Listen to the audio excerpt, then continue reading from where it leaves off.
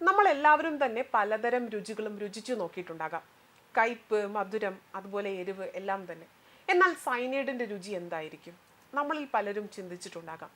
എന്നാൽ ഒരു 10-20 കൊല്ലം മുൻപ് സയനൈഡ് രുചിച്ചു നോക്കിയ ഒരു മനുഷ്യൻ വൈകാരികമായി എഴുതിയ ഒരു ആത്മഹത്യക്കുറിപ്പ് നമ്മളിൽ പലരും വായിച്ചിട്ടുണ്ടാകാം. എന്നാൽ ഇന്ന് സയനൈഡിനേക്കാൾ മാരകമായ വിഷം എന്താണെന്ന് ചോദിച്ചാൽ മറിച്ച് ഒന്നും ആലോചിക്കാതെ തന്നെ പറയാൻ സാധിക്കും, അത് മയക്കുമരുന്ന് ആണെന്നുള്ളത്. അന്ന് സയനൈഡ് മാരകമായിരുന്നെങ്കിൽ ഇന്ന് അതിനേക്കാൾ ഏറെ മാരകമായ മയക്കുമരുന്ന് കേരളത്തിൽ സുലഭമായി ലഭിക്കുന്ന ഒന്നായി മാറിക്കഴിഞ്ഞിരിക്കുകയാണ്. അന്ന് പ്രസാദ് എന്ന വ്യക്തി സയനൈഡിന്റെ രുചി ശാസ്ത്രലോകത്തിന് പരിചയപ്പെടുത്തിയെങ്കിൽ ഇന്ന് മയക്കുമരുന്നിന്റെ കാര്യത്തിൽ കേരളം ഒന്നാമതെത്തി നിൽക്കുകയാണ്.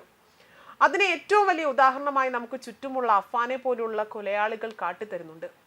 പ്രസാദ് എന്ന വ്യക്തിയെ ഇന്നും ലോകം ഓർത്തിരിക്കുന്നത് മരണം കൊണ്ട് പോലും അയാൾ ലോകത്തിന് മഹത്തായ സംഭാവനകൾ നൽകി എന്നതുകൊണ്ട് തന്നെയാണ്. എന്നാൽ ഇന്നിന്റെ സമൂഹത്തിൽ ജീവിച്ചിരിക്കുമ്പോഴും മരണം കൊണ്ട് പോലും ഇന്നത്തെ പുതുതലമുറ എന്ത് സംഭാവനയാണ് നൽകുന്നത്? കൈപ്പേറിയ ജീവിതത്തിൽ 4 അറ്റം കൂട്ടിമുട്ടിക്കാൻ ഓടുന്ന മാതാപിതാക്കളെ പോലും മറന്നുകൊണ്ട് ലഹരിയുടെ ഉന്മാദത്തിൽ സ്വന്തം രക്തത്തെ പോലും തിരിച്ചറിയാതെ കൊന്നൊടുക്കുന്നു. ലോകത്തുനിന്ന് സയനൈഡിനേക്കാൾ മാരകമായ വിഷം എന്താണ് എന്ന് ചോദിച്ചാൽ മയക്കുമരുന്ന് തന്നെയാണ് എന്ന് പറയാൻ സാധിക്കും. എന്നിരുന്നാലും നമ്മളിൽ പലർക്കും ആരാണ് പ്രസാദ് എന്ന വ്യക്തി എന്നത് ഒരു ചോദ്യമായി മാറുകയും ചെയ്യും. പ്രസാദ് ഒരു സ്വർണ്ണ പണിക്കാരനായിരുന്നു. ജീവിതത്തിലെ സാമ്പത്തിക പ്രതിസന്ധികളിൽ മുങ്ങിയിരുന്ന പ്രസാദ് 2016 ജൂൺ 17 പാലക്കാട്ടെ ഒരു ഹോട്ടൽ മുറിയിൽ ജീവനൊടുക്കുകയായിരുന്നു. എന്നാൽ പ്രസാദിന്റെ ആത്മഹത്യാക്കുറിപ്പ് ഒരു ചരിത്ര രേഖയായി മാറുകയും ചെയ്തു. പ്രസാദിന്റെ ആത്മഹത്യാക്കുറിപ്പിൽ അദ്ദേഹം എഴുതിയിരുന്നത് ഇങ്ങനെയായിരുന്നു: ഡോക്ടർമാരോട്, പൊട്ടാസ്യം സയനൈഡ്, ഇതിന്റെ രുചി ഞാൻ അറിഞ്ഞു. വളരെ പതുക്കെ, ആരംഭത്തിൽ കുറച്ച് പുകച്ചതുപോലെയാണ്. നാക്കെല്ലാം എരിയും, ഹാർഡാണ്, നല്ല ചവർപ്പാണ്. ഈ കുറിപ്പിന്റെ അടിസ്ഥാനത്തിൽ ശാസ്ത്രലോകം സയനൈഡിന്റെ രുചിയെ അക്രിഡ് ടേസ്റ്റ് വിത്ത് ബേണിംഗ് സെൻസേഷണൽ എന്നാണ് വിശേഷിപ്പിച്ചത്. പ്രസാദ് ഒരു സാധാരണ മലയാളി കുടുംബത്തിൽ ജനിച്ച ഒരാളായിരുന്നു.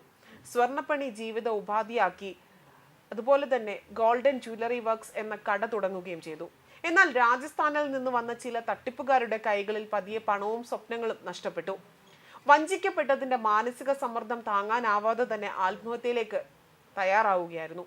സ്വർണ്ണപ്പണിക്കാരനായതുകൊണ്ട് തന്നെ സയനൈഡ് സ്വന്തമാക്കാൻ പ്രസാദിന് ബുദ്ധിമുട്ടൊന്നും തന്നെ ഉണ്ടായില്ല. ആത്മഹത്യാ കുറിപ്പിന്റെ ആദ്യ പേജിൽ സാമ്പത്തിക പ്രശ്നങ്ങൾ, 2ാമത്തെ പേജിൽ മാതാപിതാക്കൾക്കുള്ള വാക്കുകൾ, 3ാമത്തെ പേജിൽ മജിസ്ട്രേറ്റിനുള്ള കുറിപ്പ്. അതിനെല്ലാം ശേഷമായിരുന്നു അവസാന പേജിൽ സയനൈഡ് ഉപയോഗിച്ച അനുഭവം അദ്ദേഹം വിശദീകരിക്കുന്നതും. അവസാനമായി പ്രസാദ് തന്റെ അബദ്ധം കുറിച്ചു: ഞാൻ സയനൈഡ് മദ്യത്തിലിട്ട് അലിയിക്കാൻ ശ്രമിച്ചു, പക്ഷെ അത് അലിഞ്ഞില്ല. അതേ പേന കൊണ്ട് ഞാൻ ഈ കത്തെഴുതി. എഴുതുന്നതിനിടയിൽ പേനയുടെ അറ്റം നാക്കിൽ മുട്ടിച്ചു. അതിനുശേഷം ഭയങ്കരമായ എരിച്ചിലുണ്ടായി. അതിൻ്റെ രുചി എഴുതിയ ശേഷം ഞാൻ. പാലക്കാട് ജില്ലാ ആശുപത്രിയിലെ പോസ്റ്റ്മോർട്ടം റിപ്പോർട്ടിൽ ഡോക്ടർ PV ഗുജറാൽ കണ്ടെത്തിയത് പ്രസാദ് നേരിട്ട് സയനൈഡ് കുടിച്ചിരുന്നില്ല. അയാൾ ഉപയോഗിച്ച പേനയിലൂടെ അതിൽ 1 മുതൽ 2 മില്ലിഗ്രാം സയനൈഡ് അദ്ദേഹത്തിന്റെ ശരീരത്തിലേക്ക് കടന്നു അത്രേ.